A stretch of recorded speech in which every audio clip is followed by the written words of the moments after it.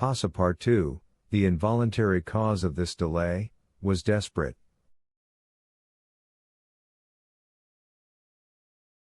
He had ruined his master. At this moment the detective approached Mr. Fogg, and, looking him intently in the face, said,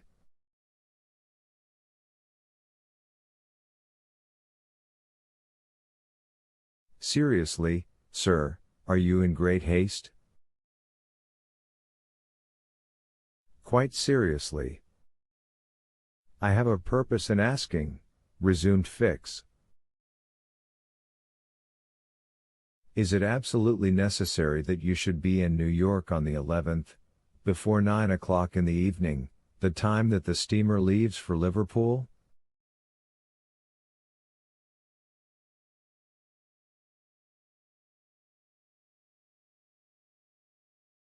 "It is absolutely necessary." "And, if your journey had not been interrupted by these Indians, you would have reached New York on the morning of the 11th?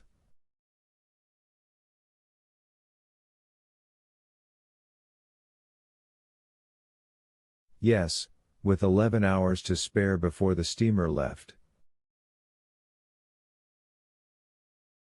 "Good. You are therefore 20 hours behind." 12 from 20 leaves 8. You must regain 8 hours. Do you wish to try to do so?" "On foot?" asked Mr. Fogg. "No, on a sledge," replied Fix. "On a sledge with sails."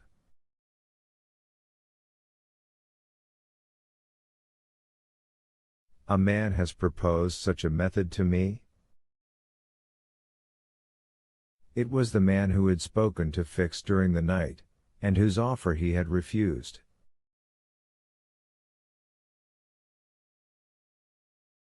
Phileas Fogg did not reply at once, but Fix, having pointed out the man, who was walking up and down in front of the station, Mr. Fogg went up to him.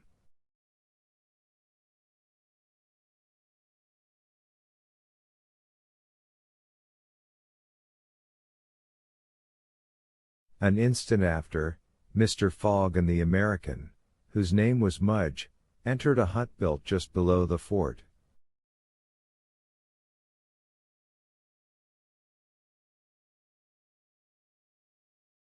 There Mr. Fogg examined a curious vehicle, a kind of frame on 2 long beams, a little raised in front like the runners of a sledge, and upon which there was room for 5 or 6 persons.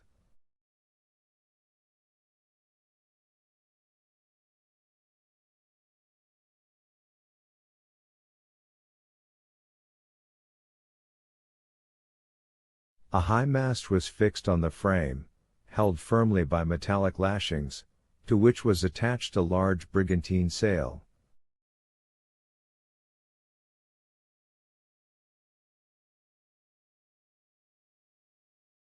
This mast held an iron stay upon which to hoist a jibsail.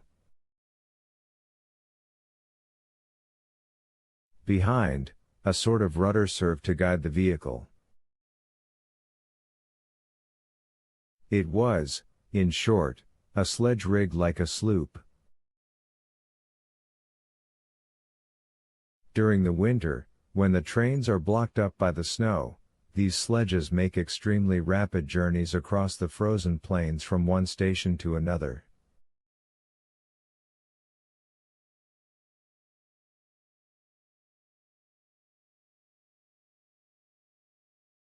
Provided with more sails than a cutter, and with the wind behind them, they slip over the surface of the prairies with a speed equal if not superior to that of the express trains.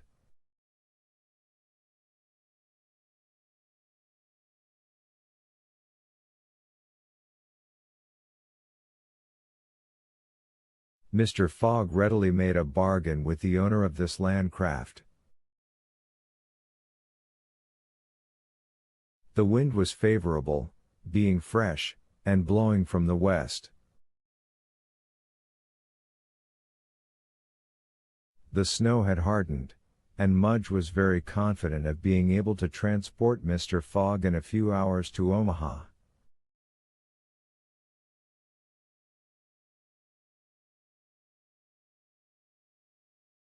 Thence the trains eastward run frequently to Chicago and New York. It was not impossible that the lost time might yet be recovered, and such an opportunity was not to be rejected.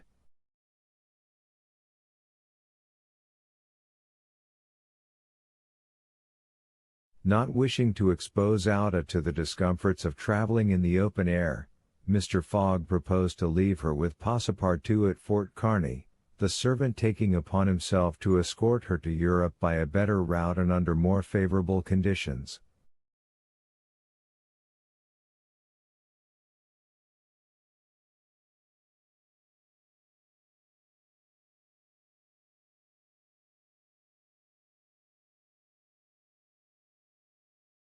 But Ada refused to separate from Mr. Fogg, and Passepartout was delighted with her decision, for nothing could induce him to leave his master while Fix was with him.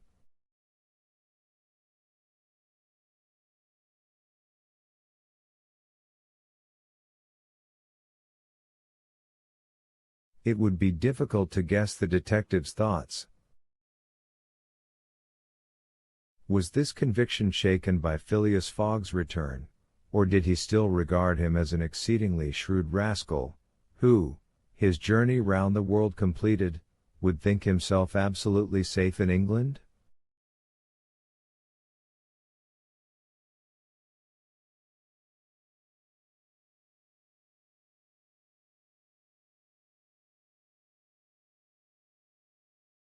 Perhaps Fix's opinion of Phileas Fogg was somewhat modified, but he was nevertheless resolved to do his duty, and to hasten the return of the whole party to England as much as possible.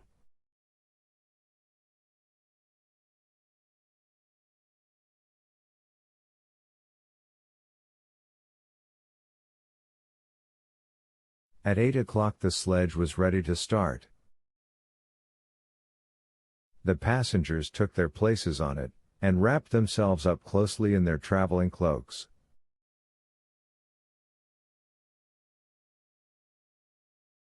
The two great sails were hoisted, and under the pressure of the wind the sledge slid over the hardened snow with a velocity of 40 miles an hour.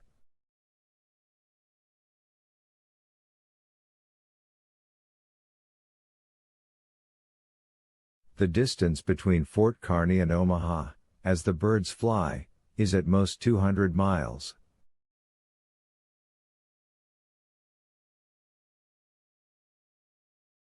If the wind held good, the distance might be traversed in 5 hours.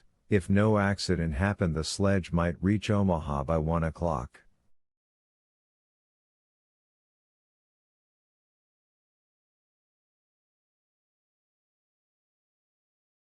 What a journey! The travelers, huddled close together, could not speak for the cold, intensified by the rapidity at which they were going.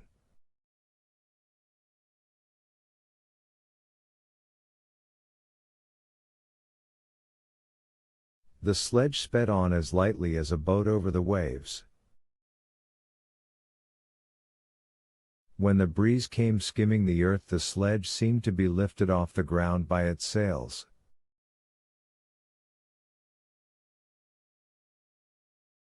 Mudge, who was at the rudder, kept in a straight line, and by a turn of his hand checked the lurches which the vehicle had a tendency to make.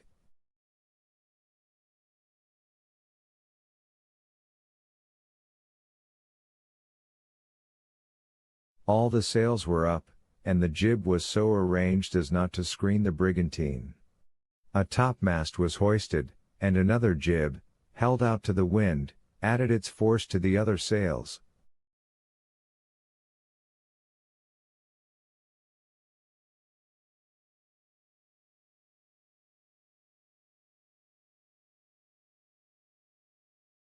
Although the speed could not be exactly estimated, the sledge could not be going at less than 40 miles an hour.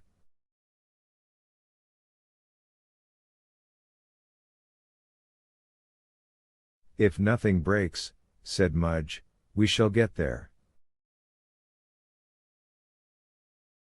Mr. Fogg had made it for Mudge's interest to reach Omaha within the time agreed on, by the offer of a handsome reward.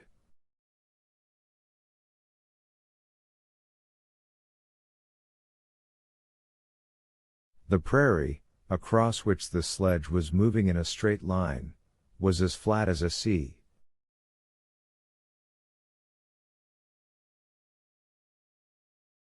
It seemed like a vast frozen lake. The railroad which ran through this section ascended from the southwest to the northwest by Great Island, Columbus, an important Nebraska town, Schuyler, and Fremont, to Omaha. It followed throughout the right bank of the Platte River.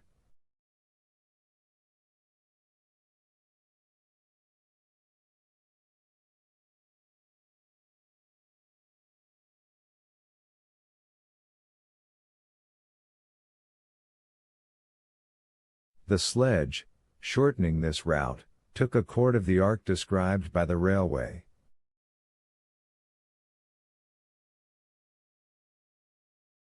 Mudge was not afraid of being stopped by the Platte River, because it was frozen.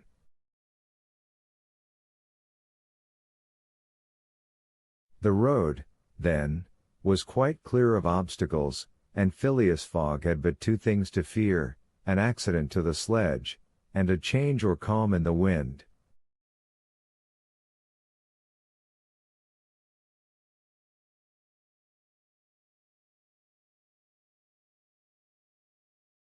But the breeze, far from lessening its force, blew as if to bend the mast, which, however, the metallic lashings held firmly.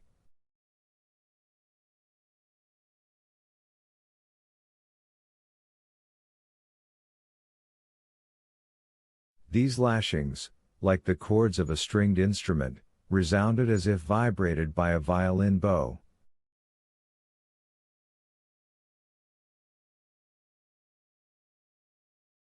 The sledge slid along in the midst of a plaintively intense melody.